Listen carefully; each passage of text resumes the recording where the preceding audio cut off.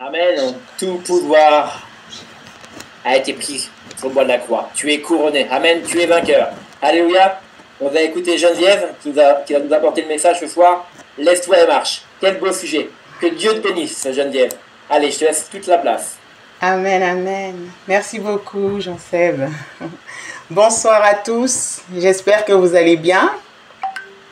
Ça a été la journée. En tout cas, comme on dit, nous sommes des guerriers et guerriers de prière. Donc, quels que soient les vents, les temps, on tient, on avance. Amen. On va remettre ces moments entre les mains du Seigneur. Père éternel, roi de gloire, papa, je te bénis, je te loue, je te rends toute la gloire et l'honneur. Toi qui es notre papa, notre Seigneur, celui que nous aimons, celui que nous chérissons, celui que notre cœur adore. Ô Dieu d'Israël, Seigneur, papa, nous te bénissons, Seigneur, parce que tu nous as encore renouvelé le souffle de vie.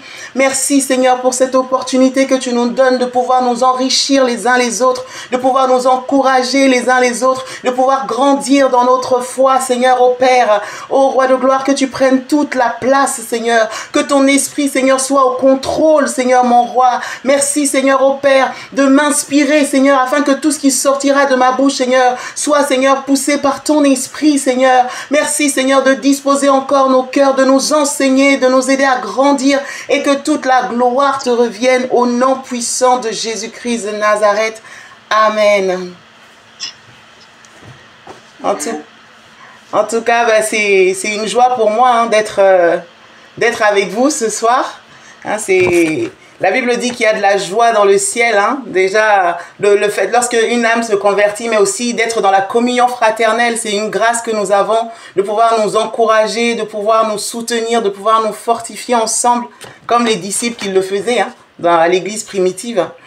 Alors, le titre de mon message, effectivement, comme l'a dit Jean-Seb, c'est « Lève-toi et marche ». Lève-toi et marche. Et le texte de base, c'est dans Acte 3, du premier chapitre au verset 10. Tout au long, au fait du parcours, même lorsqu'on a vu Jésus, il a guéri beaucoup de malades. Et parmi les personnes qu'il a guéries, au fait, il y a eu des choses qui se sont passées. Et le Seigneur Jésus, par la suite, lorsqu'il est monté, on a vu aussi que ses disciples ont continué le travail. Et donc, on va aujourd'hui prendre le temps de s'arrêter un petit peu sur le livre de Actes, au chapitre 3, du verset 1 au verset 10. Donc, je vais le lire. Pierre et Jean montaient ensemble au temple à l'heure de la prière. C'était la 9e heure. Il y avait un homme boiteux de naissance qu'on portait et qu'on plaçait tous les jours à la porte du temple appelé la Belle, pour qu'il demandât l'aumône à ceux qui entraient dans le temple. Cet homme, voyant Pierre et Jean qui allaient y entrer, leur demanda l'aumône. Pierre, de même que Jean, fixa les yeux sur lui et dit « Regarde-nous ». Et il les regardait attentivement, s'attendant à recevoir d'eux quelque chose. Alors Pierre lui dit « Je n'ai ni argent, ni or, mais ce que j'ai, je te le donne. Au nom de Jésus-Christ de Nazareth, lève-toi et marche. » Et le prenant par la main droite, il le fit lever. Au même instant, ses pieds et ses chevilles devinrent fermes. D'un saut, il fut debout et se mit à marcher. Il entra avec eux dans le temple, marchant, sautant et louant Dieu. Tout le monde le vit, marchant et louant Dieu. Et verset 10, il reconnaissait que c'était celui qui était assis à la belle porte du temple pour demander l'aumône. Et ils furent remplis d'étonnement et de surprise au sujet de ce qui lui était arrivé. Amen. Amen. Est-ce que tout le monde m'entend?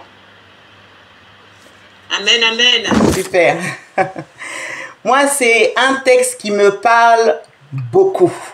Voyez, le Seigneur Jésus, lorsqu'il il était avec les disciples, il les a enseignés, il les a formés. Et lorsqu'il les a formés, au moment même où ils étaient sur terre, le Seigneur leur a donné le pouvoir de guérir les malades, de chasser les démons, de ressusciter les morts. Le Seigneur leur a dit d'annoncer la bonne nouvelle.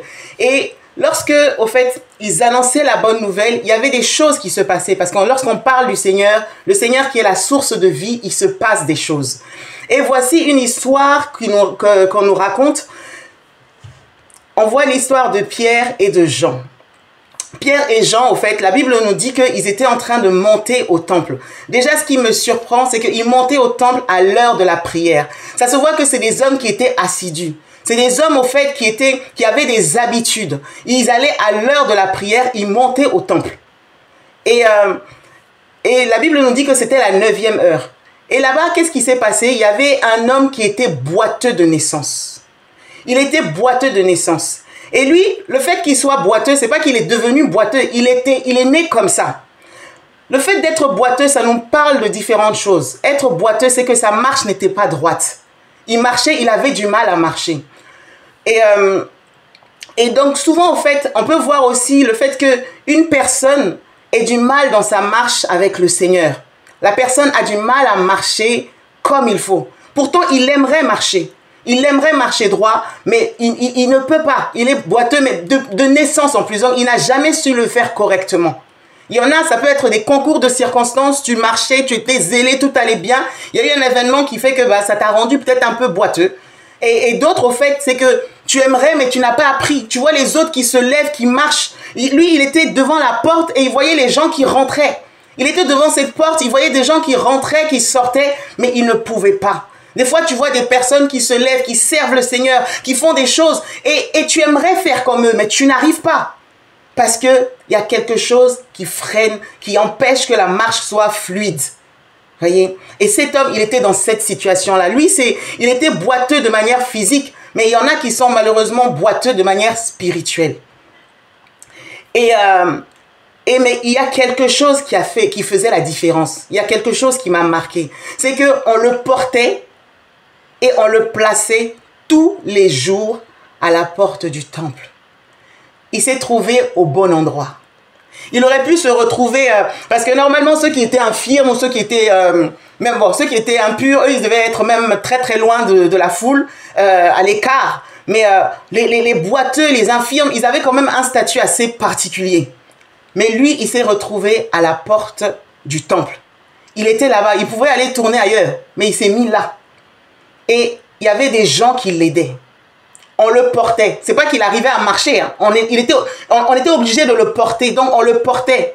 Donc, c'est important dans notre marche, lorsqu'on a des épreuves, lorsqu'on a des situations, lorsqu'il y a des choses où on est parfois défaillant, on n'arrive pas, d'être entouré de personnes qui nous portent. D'être entouré de personnes qui nous soutiennent. D'être entouré de personnes qui ne nous abandonnent pas. Parce qu'une personne qui est boiteuse, elle est lourde. Et c'est pas qu'ils l'ont porté un jour. La Bible dit qu'on le portait tous les jours. Des hommes et des femmes persévérants. Persévérants.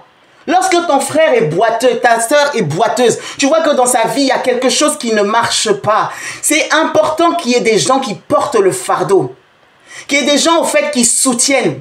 Qu'il y ait des gens qui le portent et qui l'emmènent devant le temple. Ils l'ont pas emmené ailleurs, ils l'ont emmené devant le temple. Là où le nom du Seigneur est invoqué. Là où le Seigneur est invoqué. C'est là où il y a l'espoir. La Bible dit, invoque-moi et je te répondrai. C'est en invoquant le Seigneur, c'est en cherchant le Seigneur que la solution finit par se trouver. Je peux même faire un parallèle avec cet homme aussi qui était paralytique. Lui, il était paralytique et il était là et il fallait qu'il y ait des hommes qui le portent aussi. On le portait sur une civière, on le portait sur... il ne pouvait rien faire de lui-même. Et à cause de la foule, parce qu'il y avait du monde, ils sont montés carrément sur le... Ils ont démonté le toit et ils ont fait descendre. Il y avait des hommes qui l'ont porté. À nous-mêmes, on ne peut pas tout faire. On a besoin d'hommes et de femmes qui nous portent. Des hommes et des femmes qui voient, oh, je vois que la sœur, dans ces domaines-là, elle a besoin de soutien. Je vois que le frère, dans ce domaine-là, il faut l'encourager. là, il faut que je le soutienne par la prière, par autre chose. Et je bénis le Seigneur parce que c'est des choses que je vois à GVC. C'est des choses que je vois. Dans les coulisses, il y a des hommes et des femmes qui regardent et qui sont là, qui t'encouragent. Qui voient, en fait, ah ma soeur, voici ce que le Seigneur m'a mis à cœur. Mon frère, voici ce que le Seigneur m'a mis à cœur. Et puis il y a telle chose, on te soutient dans la prière. Voici qu'est-ce qu'on peut faire, comment est-ce qu'on peut aider. C'est ça l'église. C'est ça l'église. Quand la Bible dit soutenez-vous les uns les autres, ben, on se soutient dans tous les domaines. Par la prière. Si, il est dit même que si tu sais que ton frère, si tu as 2 chemises, ben, ton frère il n'en a pas, tu lui donnes. Voyez? Et donc, on se porte comme ça. Et là, au fait, ça me touche de voir que cet homme-là, il y avait une équipe qui était là tous les jours. Ils ne l'ont pas abandonné. Mais en même temps, en fait, quand on le menait devant la porte du temple, c'était pour qu'il fasse quoi? Pour qu'il puisse mendier. C'était pour qu'il puisse manger. La seule manière pour que cet homme ait sa subsistance, c'était qu'on l'emmène devant la porte du temple pour qu'il puisse faire l'aumône, demander l'aumône. Et lorsqu'on continue, au verset 3, il est dit, cet homme, voyant Pierre et Jean qui allaient y entrer, leur demanda l'aumône. Je pense qu'il y a beaucoup de gens qui sont passés. Et lorsqu'on regarde même des personnes souvent qui demandent l'aumône, il y a des gens à qui ils vont être envers qui ils vont être un petit peu plus insistants. Qu'on le veuille ou pas, il y a certaines personnes qui vont se dire, bon, ils vont demander, mais il y en a, ils vont être plus, ils vont dire, non, lui, celui-ci, je pense que je peux recevoir quelque chose. Celle-ci, je pense que, vu comment elle est, je sens que elle peut avoir compassion, il peut avoir compassion. Et lui, au fait, quand il a vu Pierre et Jean, il s'est dit, non, il faut que je leur demande. Donc, il leur a demandé l'aumône. Et lorsqu'il leur a demandé l'aumône, effectivement, Pierre et Jean se sont arrêtés. Ils se sont arrêtés. Et lorsqu'on pense à la parabole par rapport à l'histoire du bon samaritain, il y a des gens qui sont passés, mais ils ne se sont pas arrêtés. Et c'est pareil devant la porte du temple, il y a des personnes qui devaient passer. Et je suis sûr qu'il y a des gens qu'on peut même comparer aux brigands. Parce que dans le sens où ils le voyaient là, mais en plus on dit qu'il était boiteux de naissance. Donc ils peuvent même dire que, ah ben en fait c'est une malédiction, tu es né comme ça. Ils pouvaient le lapider avec la langue. Au lieu de l'encourager, peut-être qu'il disait des choses qui lui faisaient encore plus mal. Qui le blessaient. Qui le blessaient encore. Vous voyez? Et il y en a d'autres peut-être qui passaient de manière complètement indifférente. Ou certains qui passaient comme ce pharisien qui est passé devant l'homme qui était en détresse. Et il est passé en se disant, non mais en fait il faut que j'aille au temple, il faut que j'aille prier. Donc je suis sûr que certaines personnes passaient là en disant, non mais moi je dois aller adorer mon Dieu. Et on le laissait comme ça. Mais Pierre et Jean se sont arrêtés. En tant qu'enfants de Dieu, nous devons avoir la compassion. Nous devons avoir savoir nous arrêter aussi pour faire du bien aux autres. Nous ne devons pas penser qu'à nous. Aller prier, c'est bien, parce que ce qu'ils partaient faire, c'est important d'aller au temple. Mais il n'y a pas que ça. Lorsque nous servons le Seigneur, lorsque nous adorons le Seigneur, c'est bien. Mais il n'y a pas que ça. La Bible dit que le Seigneur même a préparé des œuvres. Il a préparé des œuvres d'avance au fait pour que nous puissions les pratiquer. Et parmi les œuvres qu'il a préparées d'avance, il y a la miséricorde, il y a le fait de manifester l'amour, il y a le fait de soutenir les autres. Il dit, j'ai eu faim, vous m'avez donné à manger. J'ai eu soif, vous m'avez donné à boire. J'étais en prison, vous m'avez visité. Ça fait partie des choses que les enfants de Dieu doivent pouvoir faire, doivent manifester en tant qu'enfants de Dieu. Les païens le font, certains païens le font, c'est vrai. Mais nous, lorsque nous le faisons avec un but bien précis. Nous le faisons avec une vision bien précise. Communiquer un message. L'amour du Père. L'amour du Père. Et là, au fait, justement, Pierre et Jean se sont arrêtés. Quand ton frère a quelque chose, est-ce que tu prends le temps de t'arrêter? Quand ta sœur a quelque chose, est-ce que tu prends le temps de t'arrêter? Oh Seigneur, voilà, je vois que cette situation est lourde. Même si physiquement, je ne peux pas faire quelque chose. Mais Seigneur, dans mon planning, dans mon agenda, je veux m'arrêter pour prendre le temps, ne serait-ce que pour prier pour la personne. Je veux prendre le temps, Seigneur, pour te présenter ce sujet-là. je veux prendre le temps, en fait. Je veux savoir m'arrêter pour l'autre, m'arrêter pour les autres. Et donc, ils se sont arrêtés. Et lorsqu'ils se sont arrêtés, au fait, Pierre, de même que Jean, ils lui ont dit quelque chose de bien spécifique. Déjà, ils ont commencé à le fixer. Ils ont commencé à le regarder. La Bible dit, il les fixa. Lui, il les fixa. Pierre et Jean l'ont vu, mais le monsieur aussi, le boiteux, a commencé à les fixer. C'est important d'observer. C'est important de regarder. C'est important de discerner. Nous, déjà, nous discernons. Mais la personne aussi, c'est important qu'elle lève les yeux et qu'elle regarde. Parce que, du coup, le fait de les fixer, elle n'avait plus les yeux sur sa condition. Le boiteux ne regardait plus sa condition, il regardait Pierre et il regardait Jean. Souvent, en fait, les personnes qui vivent des situations compliquées, qui vivent des situations difficiles, ont tendance à regarder toujours au problème. Or, nous sommes enfants de Dieu. Nous transmettons un message. Et on peut même dire, comme disait l'apôtre Paul, si je vis, ce n'est plus Christ qui vit, ce n'est plus moi qui vis, c'est Christ qui vit en moi. Donc, comme Christ vit en moi, je transmets un message, je dois refléter la parole. Donc, lorsqu'on me regarde, on doit pouvoir voir l'amour de Dieu qui se manifeste en moi. On doit pouvoir voir un message, je dois être une lettre ouverte. Donc, il faut qu'on me fixe, il faut qu'on me regarde. Il faut qu'on regarde ma vie parce que ma vie doit parler. Ce que je suis doit parler.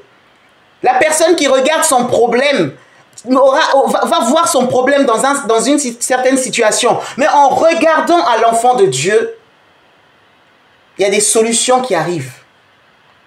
En regardant à l'enfant de Dieu, il y a des solutions qui arrivent. La Bible dit que la création tout entière soupire après la révélation des fils et des filles de Dieu. Le Seigneur Jésus dit que votre lumière brille. Donc si ta lumière brille, il faut qu'on te regarde. Si ta lumière brille, il faut qu'on te regarde. Et donc, par rapport à ça, au fait, mais il a commencé à les fixer. Il a commencé à les fixer. Il a enlevé ses yeux de son problème, il les a fixés. Même David disait, je lève les yeux vers les montagnes, d'où me viendra le secours? Il faut savoir lever la tête. Et du coup, lorsqu'il les a fixés, la Bible dit qu'il s'attendait à recevoir de quelque chose. Il s'attendait à recevoir quelque chose. Le verset 5 même précise, il les regarda attentivement. Ils avaient toute son attention. Ils avaient toute son attention. Et ils s'attendaient effectivement à recevoir quelque chose. Lorsque on lève les yeux, lorsqu'on arrête de regarder à nos problèmes et on se fixe maintenant vers la solution qui est le Seigneur, et sans être dans la distraction, parce qu'ils les regardaient attentivement. Donc, il n'y avait plus de distraction, ils regardaient et ils s'attendaient à recevoir quelque chose. On peut même dire qu'il avait la foi. Maintenant, il ne savait pas ce qu'il allait recevoir, mais il savait qu'il allait recevoir quelque chose. Voyez? Il savait qu'il allait recevoir quelque chose. Il était convaincu. Quand il les a vus, il dit non, je sais qu'eux, ils vont régler mon problème. Il pensait peut-être recevoir de l'argent, mais pour lui, en fait, c'était une solution parce que cet argent lui permettait de manger. Donc, il s'attendait à recevoir quelque chose. Et voici la réponse de Pierre. Pierre va lui dire, je n'ai ni argent. Ah, bon, là, c'est compliqué, là. Il était là, il a passé toute la journée devant. C'est l'argent qu'il voulait. Je n'ai ni argent. Je n'ai ni or. Donc, la solution humaine que tu attends, la solution humaine que tu cherches, ce n'est pas ça que je vais te donner. Mais j'ai quelque chose de meilleur. J'ai quelque chose de meilleur. Je n'ai ni argent ni or. Mais ce que j'ai, je te le donne. Au nom de Jésus-Christ de Nazareth, lève-toi et marche. Notre richesse n'est pas d'abord matérielle. Notre richesse n'est pas d'abord, premièrement, financière. Notre richesse, elle est spirituelle. La Bible dit que nous sommes bénis de toutes les bénédictions spirituelles dans les lieux célestes. Et comme nous avons une provision éternelle indéfinie dans les cieux, il y a cette capacité de le transférer de l'invisible au visible. Et ce n'est pas l'argent monnaie qu'il voulait donner, ce n'est pas l'argent matériel qu'il voulait donner. Et la question que je voulais poser, à votre avis, quand il dit « ce que j'ai, je te le donne », de quoi parlait-il? De quoi parlait-il? Est-ce que quelqu'un veut répondre?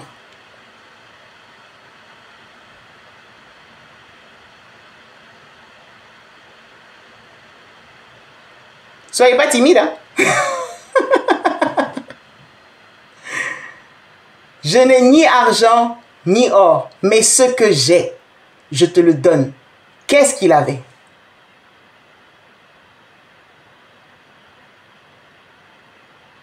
Moi, je pense qu'ils ont reçu la source de toute provision. Parce que tout ceci se passe après l'effusion du Saint-Esprit.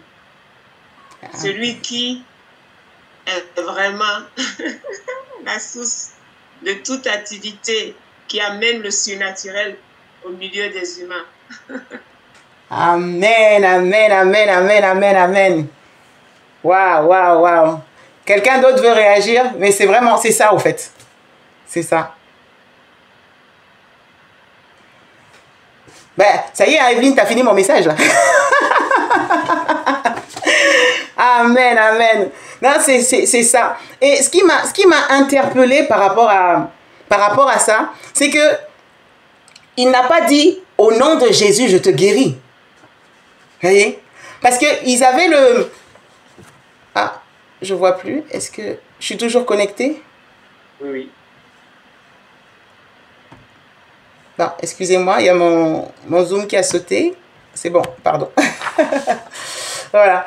Le Seigneur leur a donné le pouvoir de guérir en son nom. Le Seigneur leur a donné le pouvoir de chasser les démons en son nom. Donc, ils auraient pu juste venir dire, au nom de Jésus, je te guéris. Mais ils ont dit, ce que j'ai, je te le donne.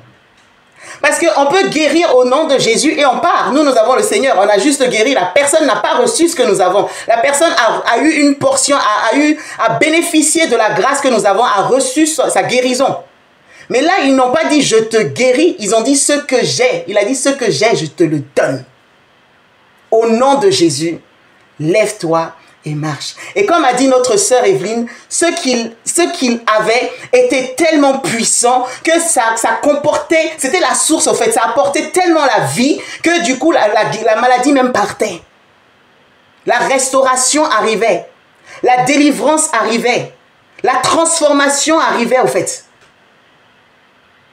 Ce qu'il avait, il l'a donné. Autre chose aussi qui m'interpelle, ça veut dire que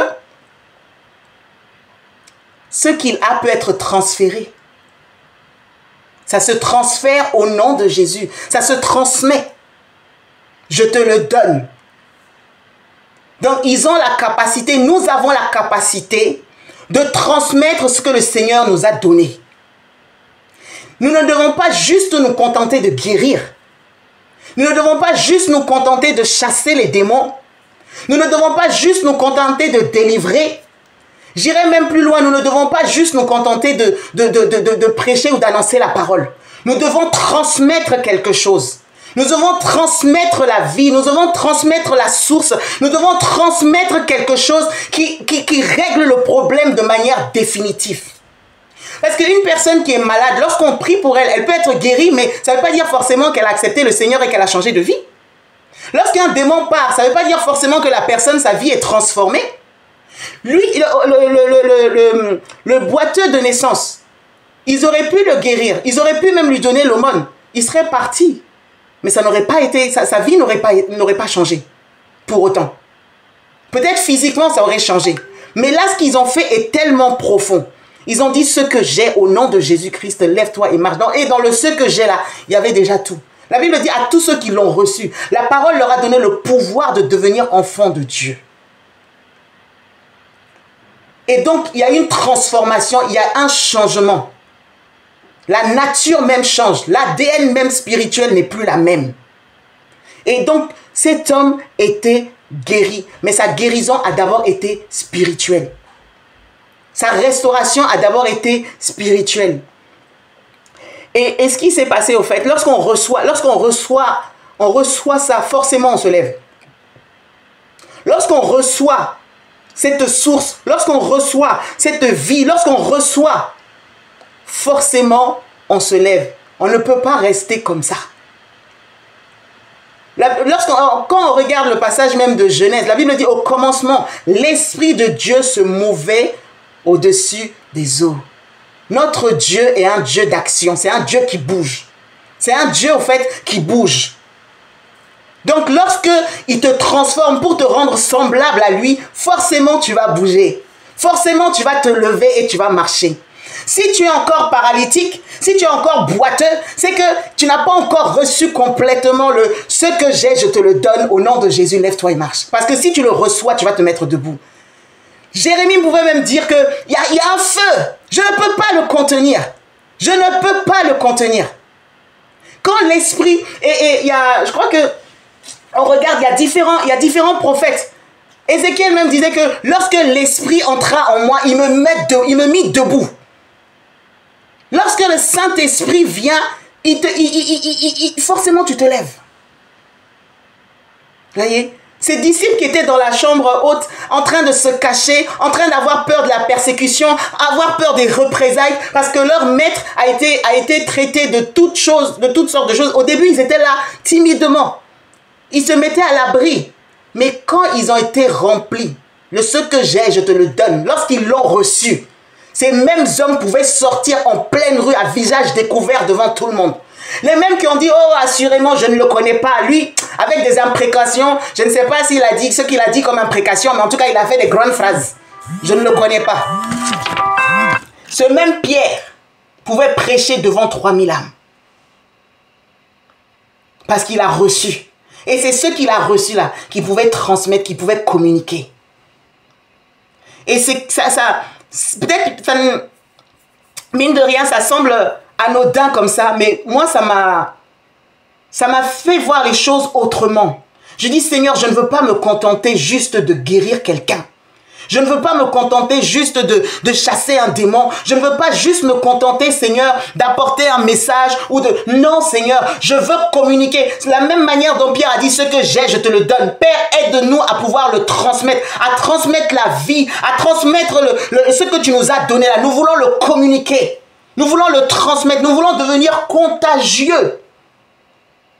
La Bible dit que notre Dieu est un feu dévorant et il fait de nous des flammes de feu. Le feu n'est pas juste là pour te réchauffer. Le feu doit être là pour t'embraser. Comme ça, tu prends la même nature. Comme ça, toi aussi, tu es bouillant. Et voilà pourquoi Jésus même disait que celui qui boit de cette eau, des fleuves d'eau vive jailliront de son sein. Parce que quand tu le contactes, quand tu le touches, quand, au fait, il y a une communication qui fait que finalement, ça change ta nature. Et toi-même, tu deviens une source. Parce qu'ils ont reçu la source de vie. Eux-mêmes, ils sont devenus une source et ils pouvaient aussi communiquer la vie aux autres. Qui aussi vont devenir une source. Et du coup, pour résumer, dans le ce que j'ai, ce que j'ai reçu, c'est non seulement c'est la parole de vie, c'est la puissance, c'est la délivrance, c'est la paix, c'est le repos. Même, je dirais même la santé divine. Ce n'est pas juste la guérison, hein, la santé divine. C'est les bénédictions spirituelles. Ils ont transmis. C'est que l'esprit de vie que le Seigneur a soufflé en eux, c'est ce qu'ils ont transmis à ce boiteux. Et ça l'a complètement changé. Au verset 7, il a été transformé dans l'invisible.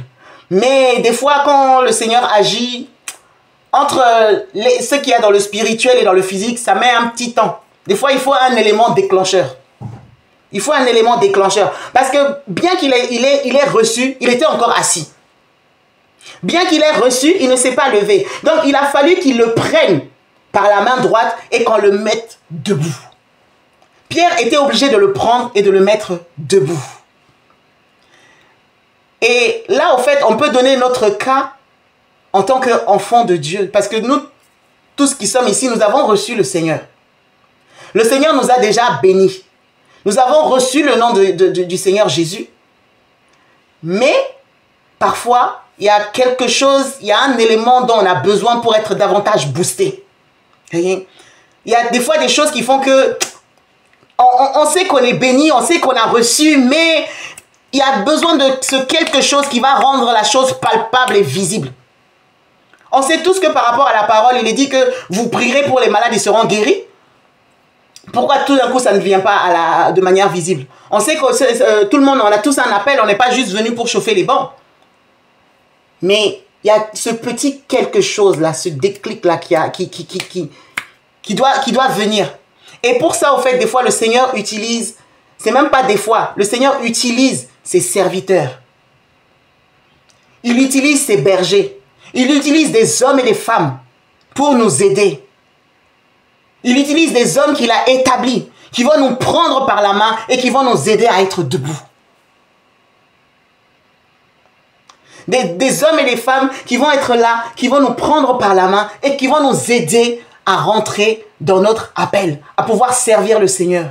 Je bénis le Seigneur pour le pasteur Franck, pour maman Liliana, pour le pasteur Stéphane, pour tous ces bien-aimés. On a aussi le pasteur John, le pasteur Karen, tous les frères et sœurs qui travaillent, qui contribuent en fait à bâtir l'église. C'est des hommes et des femmes qui tendent la main et qui nous aident à nous lever pour pouvoir entrer. Pour pouvoir entrer. Voyez? Il le fit se lever. Et parce qu'ils l'ont aidé à se lever, il a compris. Lorsqu'il a compris, la Bible dit que ses genoux, ses jambes, ses chevilles sont devenues fermes. Alléluia. Ses chevilles sont devenues fermes. Parce qu'ils l'ont aidé à se lever. Ils l'ont aidé, il a compris. Il a pu se tenir debout. Il a arrêté de boiter. Il a arrêté de chanceler. Il a compris. Il a vu. Déjà, quand il les a fixés, il a reçu. Maintenant qu'il a reçu, il est passé à l'action. Il s'est tenu debout. Et ses jambes sont devenues fermes. Il ne boitera plus. Il ne chancellera plus. Sa démarche a changé. Il y a des hommes, quand tu les croises, ta démarche change.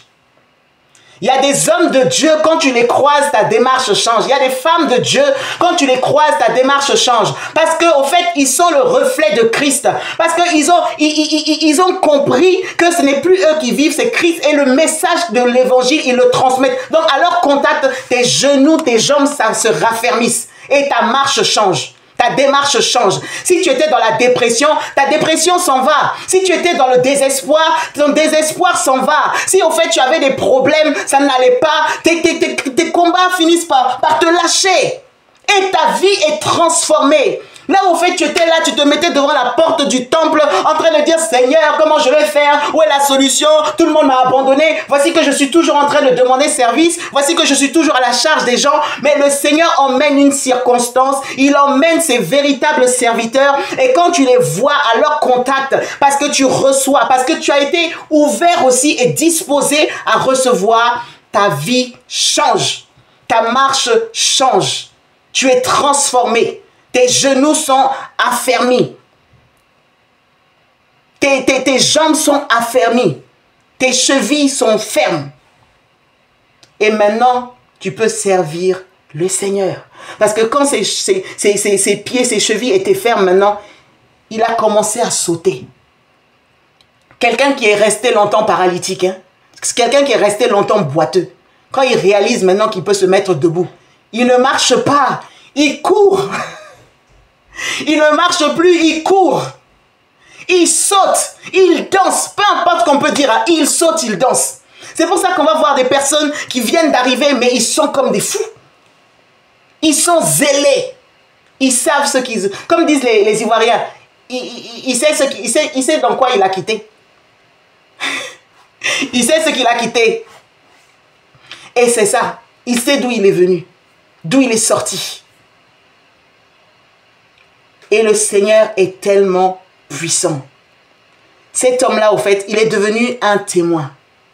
Il a commencé à marcher.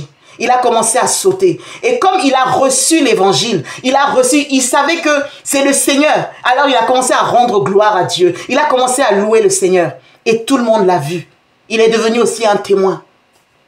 Il est devenu aussi un témoin. Et sa vie même a évangélisé. Il n'a pas eu besoin de parler. Hein. Son miracle a transformé aussi d'autres vies. Vraiment, je rends gloire au Seigneur par rapport à ça. Et je crois que le Seigneur est en train de nous affermir de plus en plus. Et que chaque domaine de nos vies, chaque recoin de nos vies qui était boiteux, chaque recoin de nos vies qui était même, on peut dire, même parfois paralytique, il n'y a aucun cas qui est désespéré devant le Seigneur. Il n'y a aucun cas qui est désespéré devant le roi des rois. Il est capable. La seule chose, c'est de se tenir au bon moment, au bon endroit. Au bon moment, au bon endroit. Cet homme-là, il était là à l'heure de la prière. S'il était là pendant la nuit quand il n'y avait personne, il n'aurait pas eu son miracle. Il était là au bon moment, au bon endroit. Même si tu as l'impression de ne rien voir, persévère. Parce que lui, il était là tous les jours. Tous les jours. Tous les jours. Tu as demandé quelque chose au Seigneur, tu ne vois pas la chose arriver, ne te décourage pas, continue encore. Continue encore. Continue encore, persévère jusqu'au bout. Voyez? Et tôt ou tard, notre Dieu qui est fidèle, et c'est le Père le plus responsable, il se glorifiera. Il se glorifiera, mais garde les yeux fixés sur lui. Garde ton cœur ouvert, être prêt à recevoir de lui quelque chose. Aie cette foi inébranlable, en dépit des circonstances, en dépit des situations, en dépit de ce que peuvent dire les gens. Parce qu'il y a des gens auprès de qui peut-être tu attends une solution, mais peut-être qu'ils sont comme ces pharisiens qui vont passer. On ne voit pas le nombre, on ne compte pas le nombre de personnes qui sont passées devant cet homme. Hein. Mais il y a un jour où tu vas croiser celui qui va changer ta vie. Et nous l'avons déjà croisé. Jésus-Christ de Nazareth. Il est en nous, il vit en nous. Et il est dans nos frères et dans nos sœurs. Sois fortifié. C'était le message que je voulais apporter ce soir. Et vraiment, je sais et je ne fais que le constater que nous grandissons jour après jour. Nous évoluons jour après jour. Et dans ce qui est merveilleux avec le Seigneur, c'est qu'il n'y a pas de vilain petit canard. En Jésus, il n'y a pas de vilain petit canard. Nous sommes tous des fils et des filles. Nous avons tous part à l'héritage des saints dans la lumière. Amen. Soyez bénis. Amen, amen. Merci beaucoup Geneviève pour ce magnifique message. On peut faire une main d'acclamation, des pouces jaunes pour Geneviève pour ce message. Waouh. C'est une histoire merveilleuse que tu nous racontes là. Et c'est vrai que quand j'ai vu le sujet dans le mail, Lève-toi et marche, et tout de suite j'ai pensé acte 3, verset 6. Amen. Comme tu l'as dit tout à l'heure. Alors Pierre lui dit, je n'ai ni argent ni or, mais ce que j'ai, je te le donne au nom de Jésus-Christ de Nazareth. Lève-toi et marche. C'est ce que j'ai noté dans mon cahier quand j'ai préparé le sujet de prière, acte 3, verset 6. Lève-toi et marche. Amen, merci Geneviève. Oui, nous avons tout en Jésus. Alléluia. Et ce que je vois aussi, cet homme, Pierre et Jean, lui ont tendu la main. Ils lui ont tendu la main pour faire ce geste. Alors ce soir, le Seigneur veut nous tendre la main pour nous relever. Amen. Amen. Et quand tu l'as si bien dit dans ton message, lève-toi et marche. N'hésitez pas à liker, à partager la chaîne et à vous abonner. Soyez bénis.